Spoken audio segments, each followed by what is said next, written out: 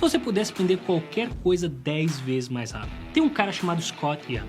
Ele decidiu que ele ia fazer o curso de Ciência da Computação do MIT, uma das mais prestigiosas faculdades do planeta, em menos de um ano, e ele conseguiu. No outro ano ele resolveu que ele ia aprender idiomas, e em menos de 12 meses ele aprendeu português, francês, mandarim e coreano de maneira fluente. Depois do seu sucesso ele acabou virando palestrante e virou autor best-seller com o livro Ultra Learning, em que ele descreve o que está por trás da mágica do aprendizado, que em uma palavra a gente pode chamar de meta-aprendizagem, que é a sua capacidade de aprender a aprender. E no vídeo de hoje eu vou compartilhar com você 5 dos segredos da meta-aprendizagem que vão fazer com que você aprenda 10 vezes mais rápido. Princípio número 1. O que torna um chefe de cozinha um chefe de cozinha? Tem um monte de gente que cozinha pra caramba a vida inteira e, no entanto, consegue fazer uma gororoba que nem o cachorro tem vontade de comer. Tem gente que até consegue fazer uma comida decente, mas no final do dia você há de concordar comigo que um chefe de cozinha tem um nível de entrega muito maior do que a maior parte das pessoas. Então não se trata do quanto você cozinha, não se trata de quantas receitas você conhece, se trata de algo mais. O que torna um chefe de cozinha diferente é o controle que ele tem da temperatura, seja no forno, seja na frigideira, o domínio que ele tem sobre os métodos de cocção, é a capacidade dele de combinar sabores, é o uso de técnicas de desossar, de fatiar, de cortar, de um monte de outras coisas. O que diferencia um chefe de cozinha é o domínio que ele tem sobre os fundamentos. Qualquer habilidade ela é composta por vários fundamentos, e quanto mais claro você tiver na cabeça quais são os fundamentos da habilidade que você quer desenvolver e ser capaz de dominá-los, melhor você vai desenvolver essa habilidade. O que me leva ao princípio número 2. Vamos supor que você queira aprender uma nova língua. Você poderia, sei lá, por exemplo, pegar o dicionário, abrir ele e dar uma olhada nas palavras que tem lá e tentar decorar as palavras do dicionário uma por uma. Provavelmente, se você seguir esse método, você ia ter 78 anos e ainda não ia ter conseguido aprender esse troço. Uma alternativa um pouco melhor, que ainda não é ideal, é você, sei lá, pega um avião, vai para o país que tem a língua que você quer aprender e beleza, pelo menos você está imerso no contexto, né? Mas no final do dia, você pode ir além. Porque ali você vai ter o conhecimento local, o conhecimento específico, mas você não vai ter o conhecimento estrutural, que é o que faz toda a diferença no aprendizado. Se você pegar o português, por exemplo, você sabe que se um troço termina em R, provavelmente esse troço é um verbo. Se você pegar a maior parte das línguas do planeta, elas são divididas entre sujeito, verbo e predicado. Um cara foi lá, fez alguma coisa e esse foi o resultado.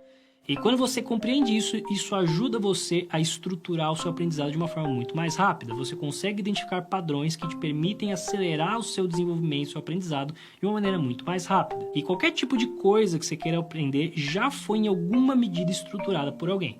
Então, se você quer aprender um troço novo, um dos primeiros passos que você tem que ter é compreender como esse conhecimento que você tem está estruturado para você garantir que você consegue aprender o mínimo possível, que você vai poder replicar padrões e acelerar drasticamente o seu conhecimento. O que me leva ao princípio número 3. Se você fez faculdade, você vai ter notado que o que você aprende na sala de aula é estupidamente diferente do que é exigido de você no mundo real do trabalho. O que é uma coisa muito curiosa, porque afinal de contas a faculdade ela serve em teoria para preparar você para o mercado de trabalho, e quando você chegar lá no mercado de trabalho, o mercado fala para você, então a gente quer um troço totalmente diferente do que você aprendeu. E esse descompasso se deve a uma série de razões, mas em relação ao conhecimento tem um grande problema que é o conhecimento na sala de aula, na faculdade, nos métodos de ensino tradicionais, eles tendem a ser extremamente indiretos. Você vai aprender a teoria, você vai aprender a abstração e a partir disso você precisa se virar para aplicar esse troço conforme for necessário. E essa abordagem ela é muito problemática. Primeiro porque a gente é muito ruim como ser humano para lidar com conceitos abstratos, é difícil para a gente compreender esse troço, então é mais difícil de você absorver esse conhecimento. Não só isso, ainda que você absorva, você vai ter mais dificuldade de colocar isso em prática na hora do vamos ver, porque você não foi exposto aos casos concretos de maneira adequada. E além de tudo isso, esse caminho pode te levar a aprender um monte de coisa inútil que não serve para o seu objetivo para começo de conversa, que é o que acontece na maior parte das universidades. Você vai aprender um monte de matéria que não tem utilidade praticamente nenhuma, mas enfim, está na grade curricular, sei lá, tem que estudar. E o caminho para resolver isso é quando você for estudar alguma coisa, é você buscar a aplicação mais direta possível. Você quer aprender marcenaria? Vai aprender a fazer uma tábua. Você quer se tornar um desenvolvedor? Vai programar alguma coisa. Você quer aprender design de interiores? Vai fazer um projeto. Porque quando você está com um projeto específico e concreto na mão, fica muito mais fácil que tipo de conhecimento você precisa para desenrolar aquele troço. E aí você vai ser muito mais direcionado para o aprendizado essencial.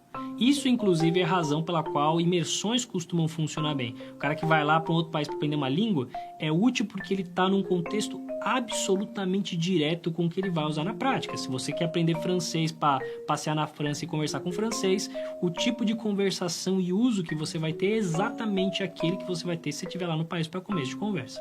Então, isso faz com que você consiga ser muito mais direcionado para o que você busca e evite se perder com um monte de coisas necessárias, que é o que o ensino tradicional costuma oferecer para você. O que nos leva ao princípio número 4. Não é curioso que jogadores de futebol precisem treinar? Pô, o cara passa a vida inteira dele fazendo esse troço, o cara joga bola toda semana. Por que esse cara precisa de treino, afinal de contas? Se o objetivo, como eu acabei de dizer, é você ter a prática mais direcionada possível para a atividade-chave que você quer, não faria sentido esse cara só jogar bola e não ter treinos?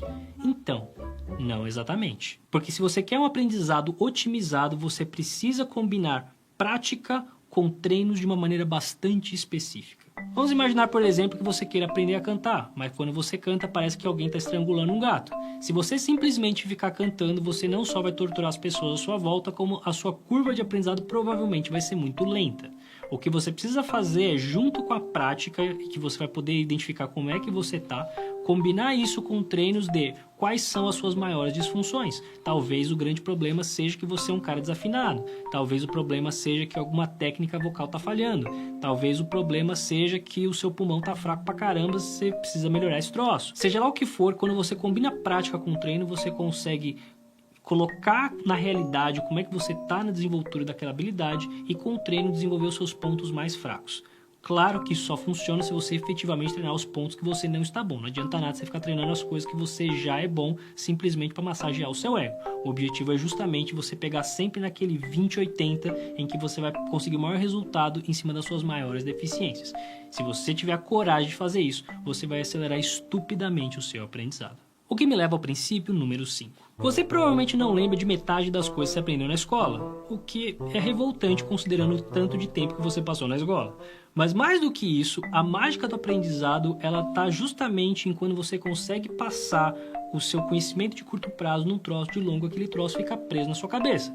Sei lá, você não esquece o significado das palavras em português. Você sabe que isso é uma ponte, isso é um gato, isso é uma menstruação que não está atrasada. Mas fato é, o padrão que você vai ter na sua vida é que você vai esquecer da maior parte das coisas que você aprende. E se você quer garantir que isso não vai acontecer com você, dá uma olhada nesse vídeo aqui em que eu vou te contar como eu lembro de absolutamente tudo que eu leio.